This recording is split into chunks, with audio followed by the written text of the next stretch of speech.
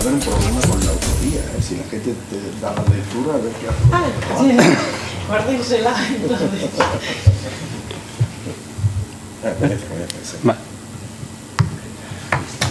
En primer lugar, quiero dar las gracias a la Junta Directiva por aceptar la comunicación y al comité que ha organizado el Congreso, a Pilar, a Asunción, etcétera, a todos los de Zaragoza, pues por su acogida.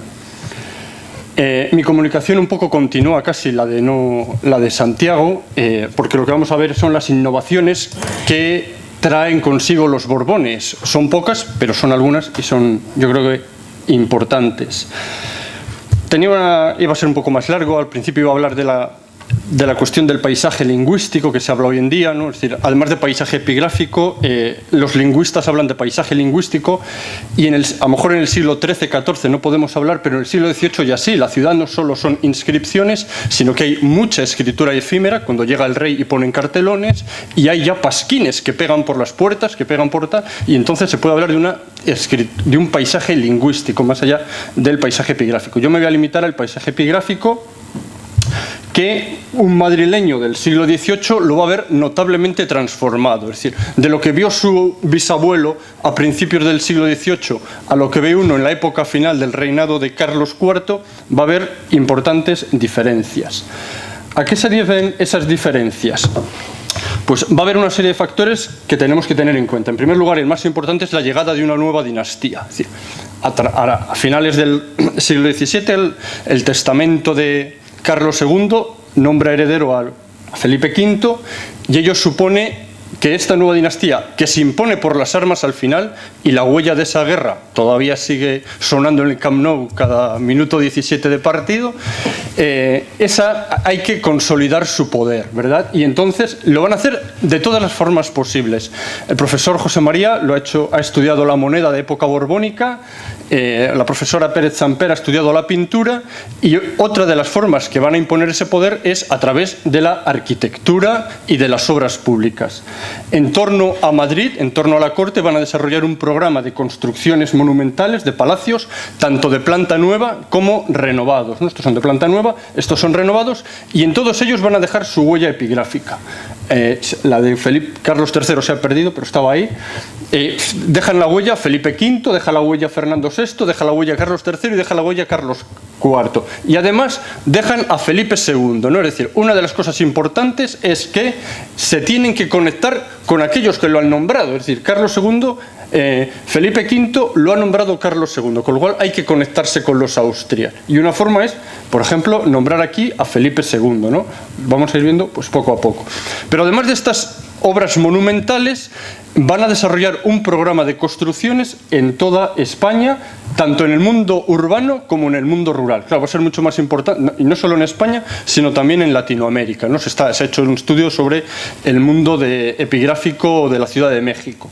Y va a ser importante pues esas obras monumentales. Obras monumentales que, como nos ha enseñado, ya venía de épocas anteriores, pero que ahora van a tener una serie de transformaciones, ¿no? Y tenemos pues algunas de esas obras. Otro factor importante en la transformación del paisaje lingüístico de estos momentos es la recuperación aún más del mundo clásico. Los Borbones van a ser los grandes coleccionistas del arte, es decir, la mejor colección de antigüedades de la época era la de la reina Cristina de Suecia, que compra a Felipe V para adornar la granja. Y pues, va a estar aquí en España. Pero además no tenemos que olvidar que van a ser estos los momentos en que se va a redescubrir Herculano y se van a empezar a excavar sistemáticamente Pompeya y Herculano, con lo cual vamos a tener ante nuestros ojos una inmensa cantidad de antigüedades y, entre otras cosas, de inscripciones, y se va a renovar las inscripciones. Y en vinculación con esto, el latín va a seguir cobrando mayor importancia. Se van a escribir muchísimas gramáticas durante este siglo, y una de esas obras importantes para la epigrafía es esa que tenemos ahí de Inecius, los Fundamenta Stili Cultioris, ¿no? Los fundamentos para un estilo más culto, en el que dedica un capítulo a los epígrafes y compara, dice, hay epígrafes antiguos y epígrafes nuevos. Y lo que tenemos que hacer hoy es imitar a los antiguos, ¿no? Y va a dar una serie de pautas de cómo hay que imitar a esos antiguos. Pero para el madrileño ordinario, que empieza a ver que en la Puerta de Alcalá les ponen una inscripción en latín, en la Fuente de Apolo le ponen una inscripción en latín, en las Casas Dodonas le ponen una inscripción en latín, Eso no le conectaba ni con Cicerón ni con César. A un madrileño ordinario del siglo XVIII, el latín le sonaba a iglesia, le sonaba a Dios.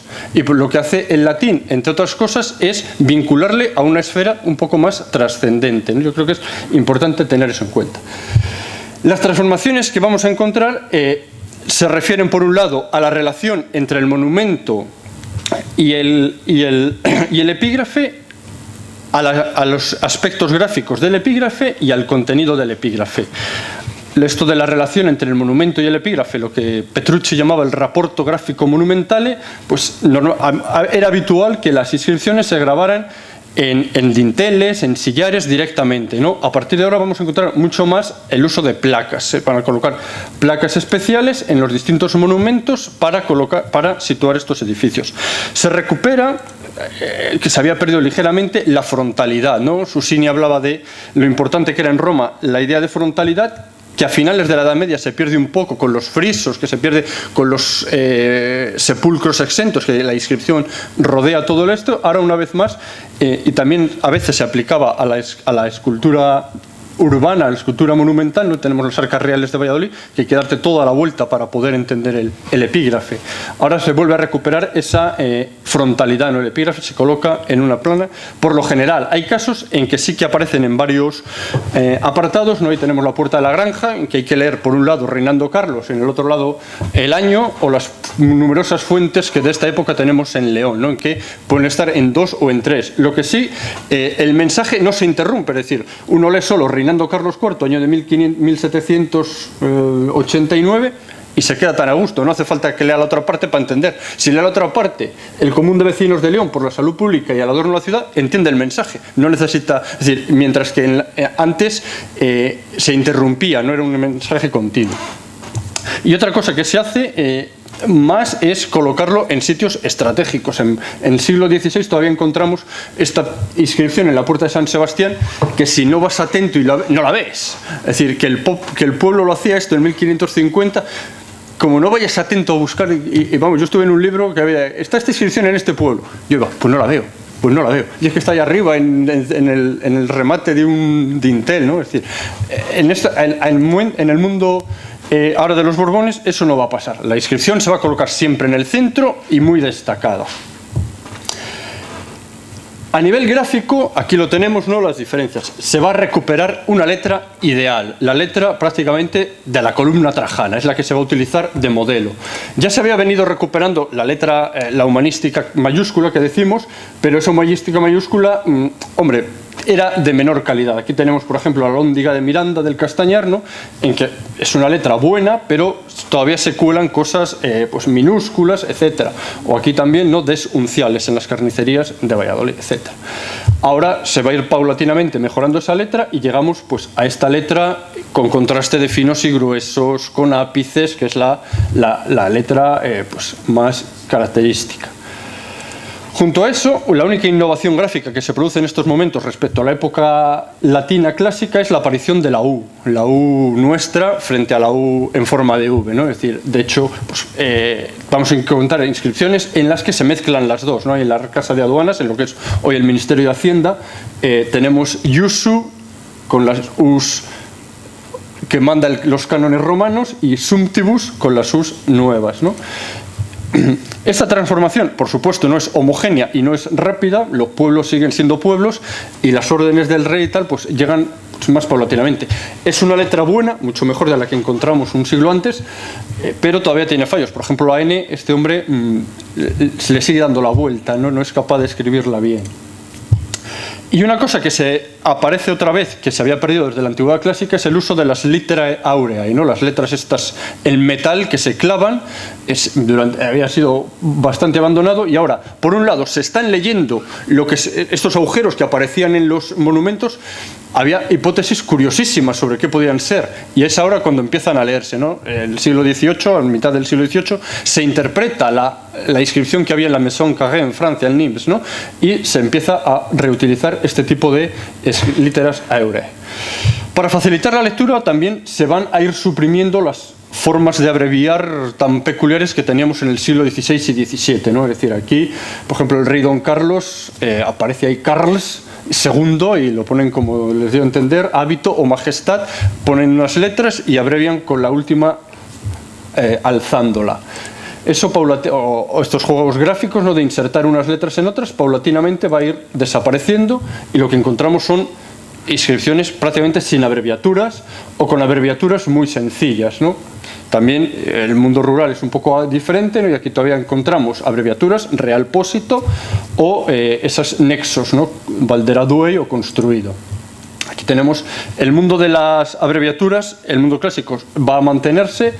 Y, por ejemplo, en Madrid tenemos la fuente de Apolo, parece que lo han tomado del mundo totalmente romano, ¿no? Deo optimo máximo, senatus populusque matritensis, Carolo III, Augusto, patri patriae, dedicavitque y el año, ¿no? Es decir, lo que encontramos aquí es también, y una de las cosas más importantes es que se destaca la figura del rey. Es decir, si hemos dicho que en el siglo XVI, XVII se recupera el mundo clásico y destaca el poder local, es el concejo, es el corregidor, es el alcalde, a partir de ahora esas figuras quedan totalmente, bueno, no totalmente, pero quedan muy marginadas. Ahora la figura clave es el rey. Se le recuperan, se le vuelven a usar esos títulos magníficos que veíamos con Felipe II, ¿no?, el Pius Félix, etcétera.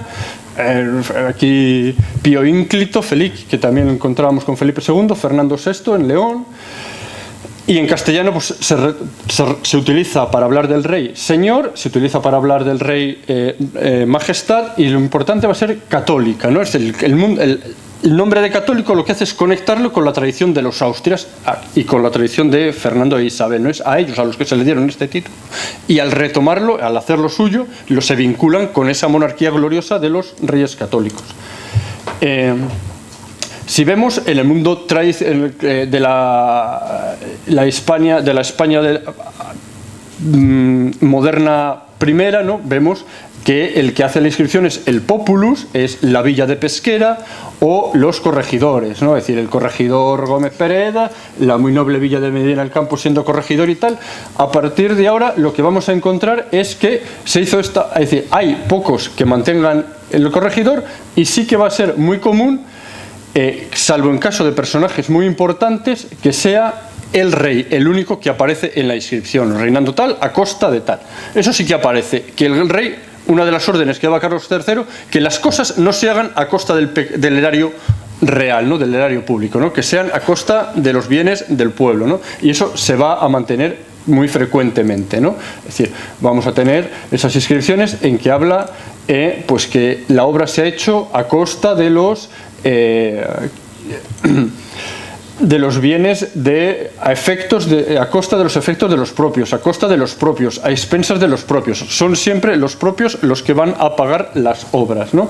Y en cuanto a las fechas, lo que vamos a encontrar es que se van a utilizar, lo que hablábamos ayer, los números romanos, no porque todavía se mantengan, sino porque es un signo de identificación con el mundo clásico, pero en el mundo rural ya va a ser muy común encontrarnos pues estas fechas así en epigrafía, ¿no? Y un caso singular, que no es muy común, es se hizo esta obra en el año 24 del reinado de Carlos III, que no es una cosa muy común en el mundo epigráfico, ¿no? Bueno, pues en la exposición lo tendrán todo un poco más detallado. Muchas gracias por la atención. Gracias.